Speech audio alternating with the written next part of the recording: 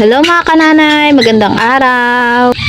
Ayan, at panibagong araw, panibagong lulutuin na naman nga natin. At ayan, nakikita nyo naman, meron tayo ditong sariwang-sariwang dahon ng ampalaya. Ayan, galing dyan sa tabi-tabi lang. Talaga namang napakasariwa. Lalo ngayong tag-ulan, talagang napakaraming tumutubo niyan sa tabi-tabi.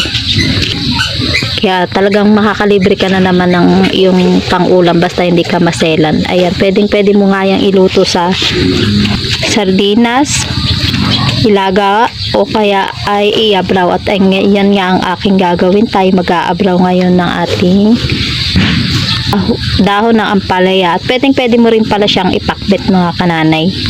Ngayon ay ating kakamatisan lang ito at ating iaabraw. Ayan, hihimayin ko na nga lang muna mga kananay.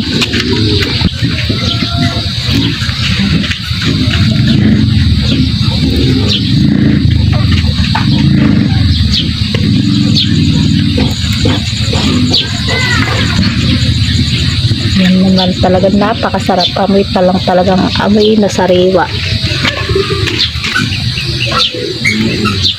Ayan, at habang nagsasaing nga tayo dito, asikasuhin naman natin itong ating, ayan mga kananay, ready na nga yung ating dahon ng ampalaya. Kaya umpisahan ko na rin yung ating iba pang mga kakailanganin para tayo makapagsalang na ng ating paglulutuan. Ayan mga kananay, meron ako ditong kamatis, kaya hiwain na natin.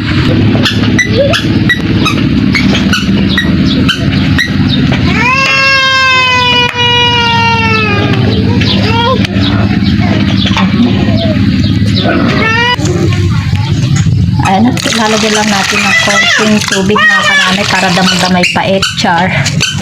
Ayan, para masarap yung ating pagkakaluto dahil masarap pagkakakaunti. Ayan, at syempre di kumpleto ang ating inabraw kapag walang bagoong, kaya lalagyan natin. Ayan, at dadagdagan natin dahil kakaunti yung ating nailagay na bagoong. Ayan, at takpan na lang natin at isasalang natin sa ating kalan.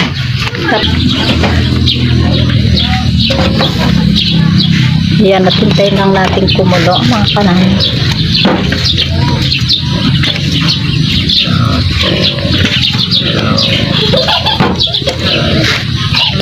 Ayan, at hintayin na lang natin mga kananay na kumulo yung ating tubig, yung ating isinalang.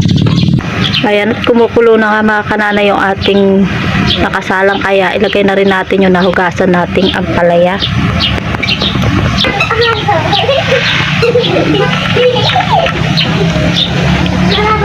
Ayan,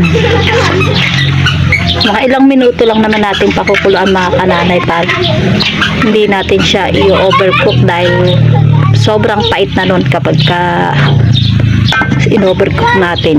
Kaya ilang minuto lang yan mga kananay. Bigyan na rin natin ng iba pang pampalasa mga kananay, betchin o magic sarap o anumang prepare nyong ilagay.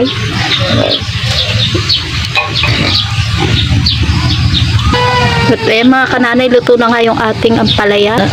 Ayan, at amoy pa lang talagang napakasarap. Ayan, at pwede na nating hanguin yan mga kananay para hindi ma-overcook yung ating ampalaya.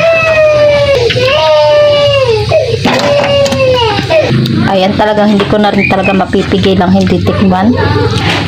Ayan, talaga naman amoy pa lang. Talaga isa to sa paborito namin mga kananay, lalo na dito sa aming probinsya. Talagang kahit na may kalasahang sabi nga ng iba hindi masarap o hindi maganda, so talagang napakasarap,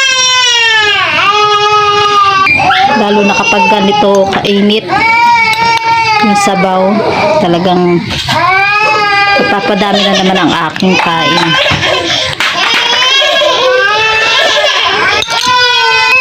Tamang-tama lang yung ating pagkakaluto.